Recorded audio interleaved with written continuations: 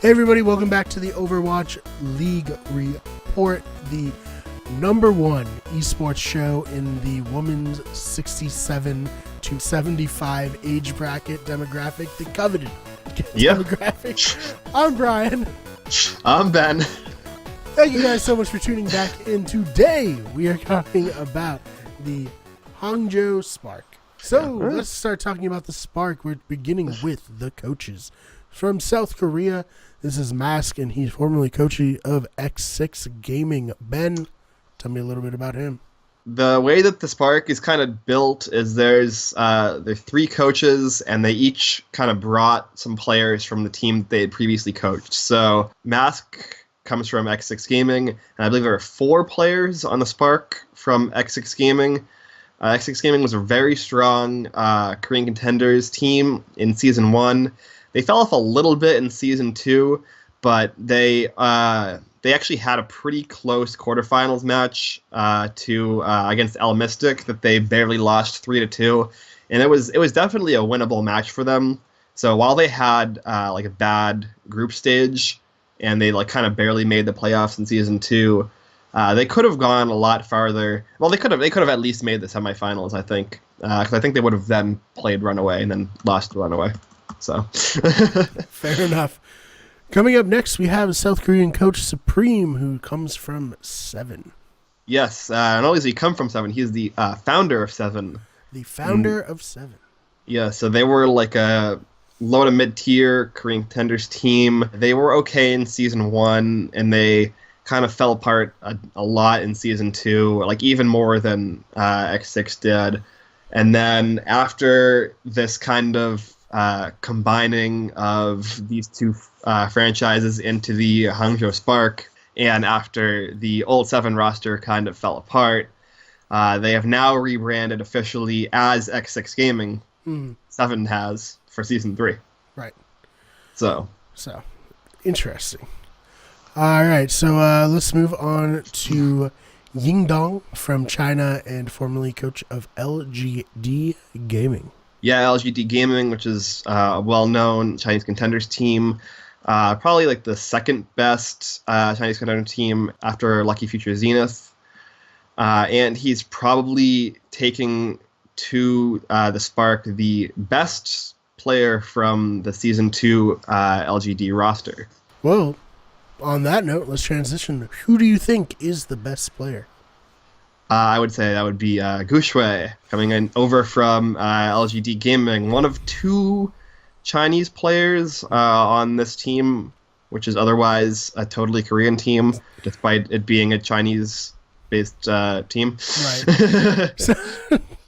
Right. He is a tank, and he means Reinhardt and Winston. I totally did not just punt that to you so that you could pronounce the name correctly, because I wasn't going to. That definitely wasn't my plan all along. It just happened to go that way, everybody. Yeah, so which player are we talking about here, Brian?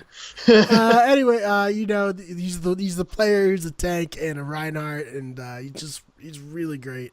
Yeah, he's very good. He was on the Overwatch World Cup Chinese roster. He was a star on that team even. So we have the national team he played for.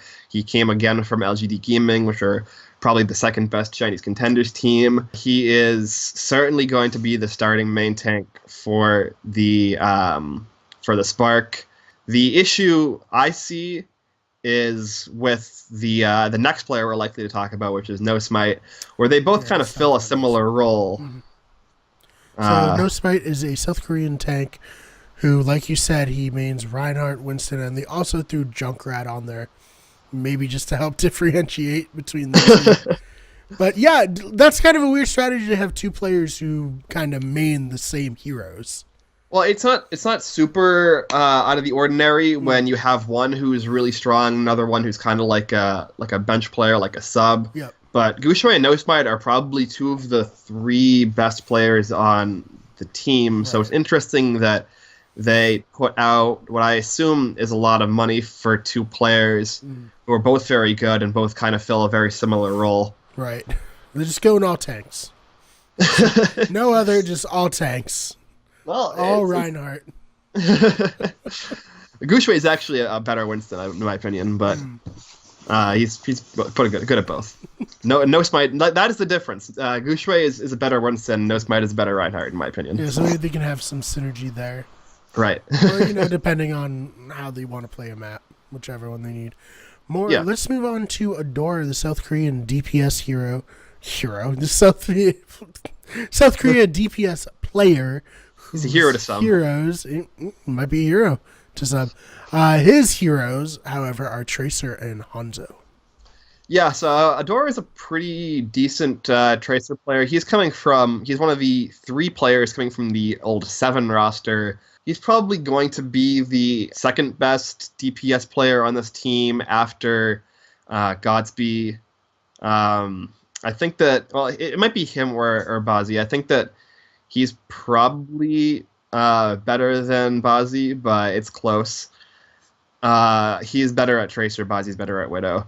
But the issue is that Adora has a very aggressive playstyle, so he's very dependent upon having like good supports to back him up and having like a good overall team to kind of carry his playstyle.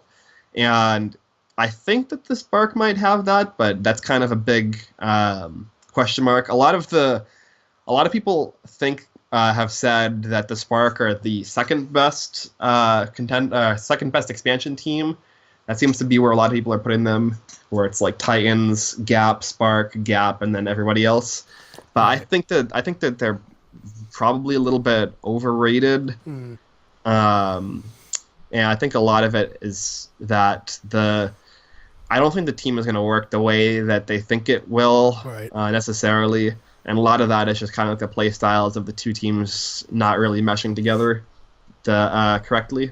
So yeah, we'll see. All right, so moving on, we have Rhea, South Korean flex player who mains D.Va. Tell me a little bit about Rhea. Rhea is the second tank coming from XX Gaming, second with No Smite, and they actually form a pretty good duo with each other, which again makes it weird that Gushui was signed because No Smite and Rhea already have the pre-existing chemistry. So there's a map I watched where they were on, I think, Lijiang Tower, and Rhea had like a really strong self-destruct that forced some of the enemy players into like an area where No Smite was waiting and like was able to pick them off with his hammer as Reinhardt, and it was very impressive. They seemed to have a lot of team chemistry between the 2 of them, and so it'll be interesting to see them play together on the new squad here. As a D.Va, Rhea is actually, I would say, fairly mobile. It's not super.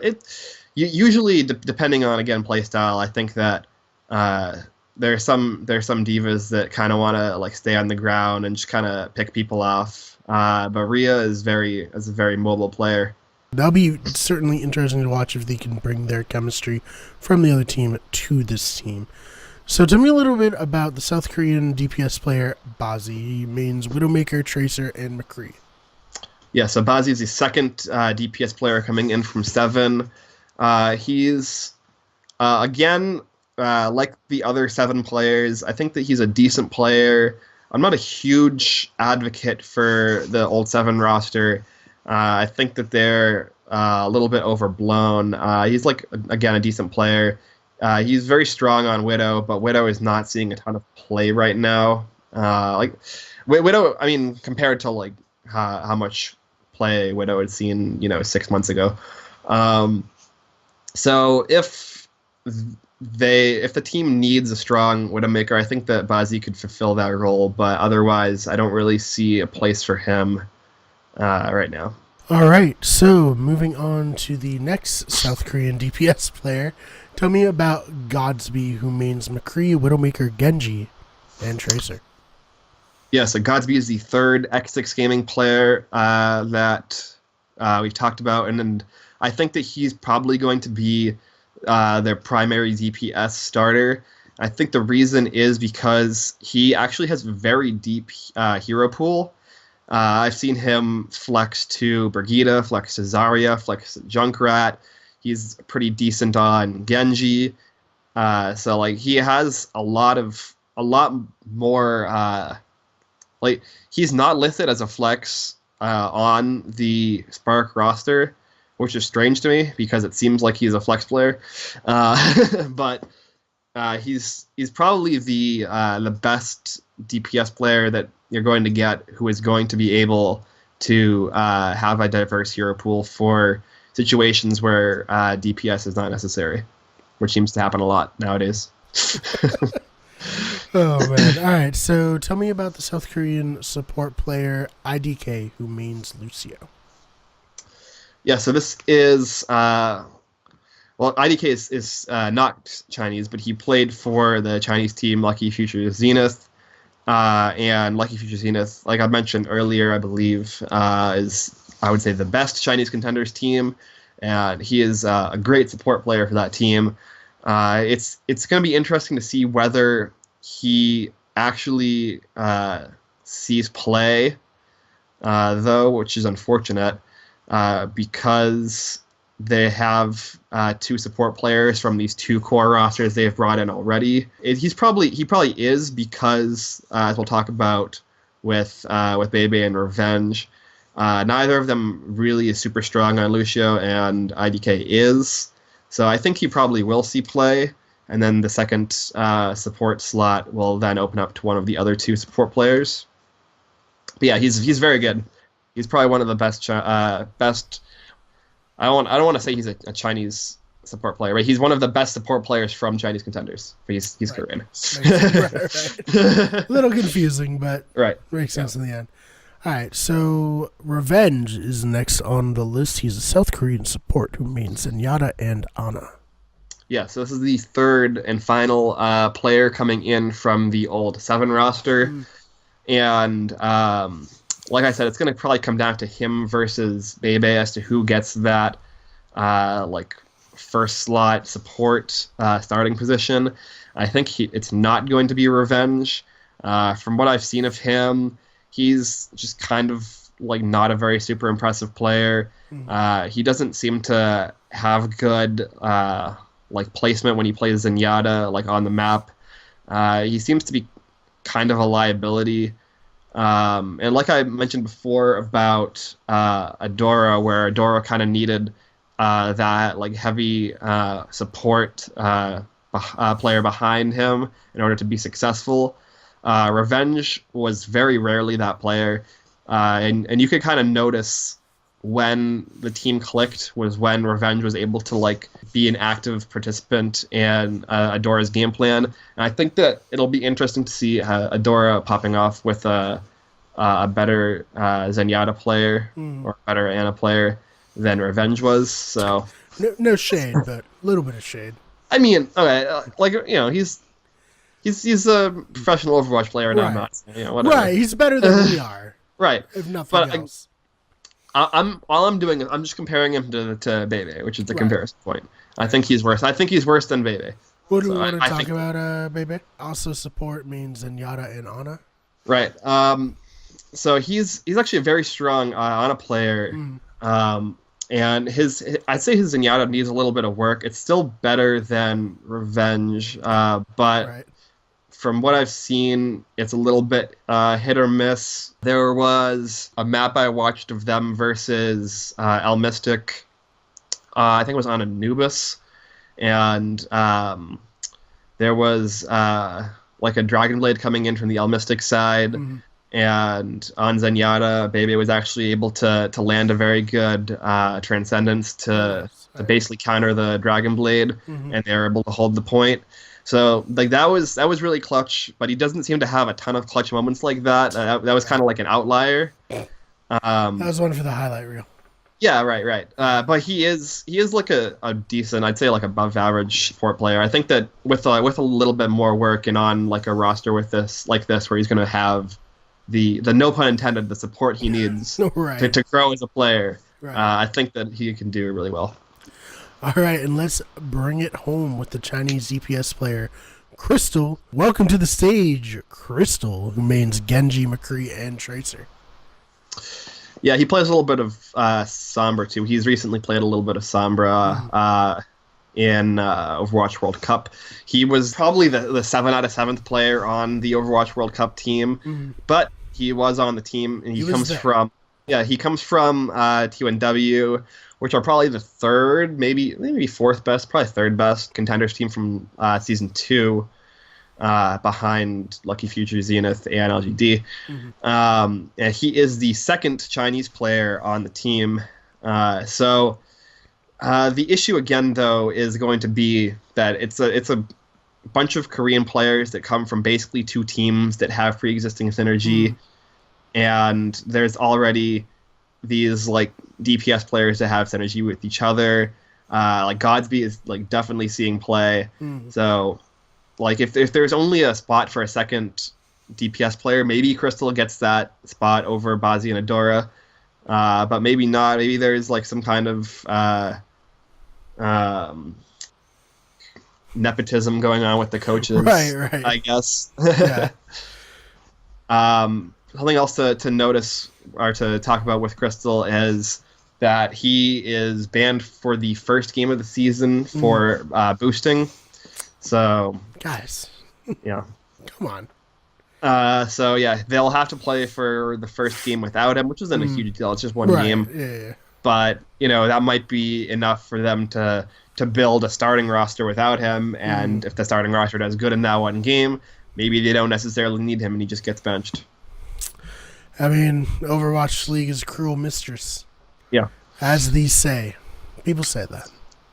Yeah. So. All right. Well, yeah. We'll see what happens. Do you have anything else to add about the Spark before we sign off? I know that a lot of people are really high on the Spark. And I'm less high on the Spark, I think, than most people. I think that they're being a little bit overrated when you're comparing them to teams that are coming in. Like, even with, like, I have them over the Defiant now. Originally, I had them under Defiant, and I changed that recently.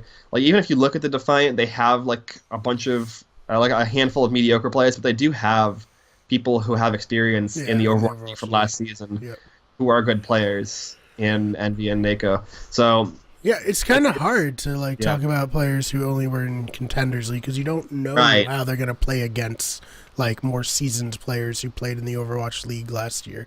Yeah, exactly. So I'm excited to find out, personally. Yeah, I would not be surprised if the Spark ended up as like a top half, maybe even top third team. So we'll see. Alrighty, well, for the Overwatch League report, I'm Brad. I'm Ben. Thank you guys so much for watching. Make sure you subscribe on YouTube. Check us out on twitch.tv/WickedGoodEverything. Ben is streaming on YouTube and Twitch. Starry is streaming on Twitch. And you can find us on Instagram at WickedGoodEverything, on Twitter at WGEverything. Ben, where can they find you on Twitter? You can find me everywhere at Ben Sharon. Actually, I think I'm on Reddit. I'm at TreySpades. So a lot of the like kind of nerdy gaming platforms, I'm technically TreySpades, and then on like the more generalized social media platforms, it's just my name, Ben Sharon. All right, and you can find me on Twitter at TheFakeBmar, and that is Mar with 2 R's. Thank you guys so much for watching. Good night. Good night.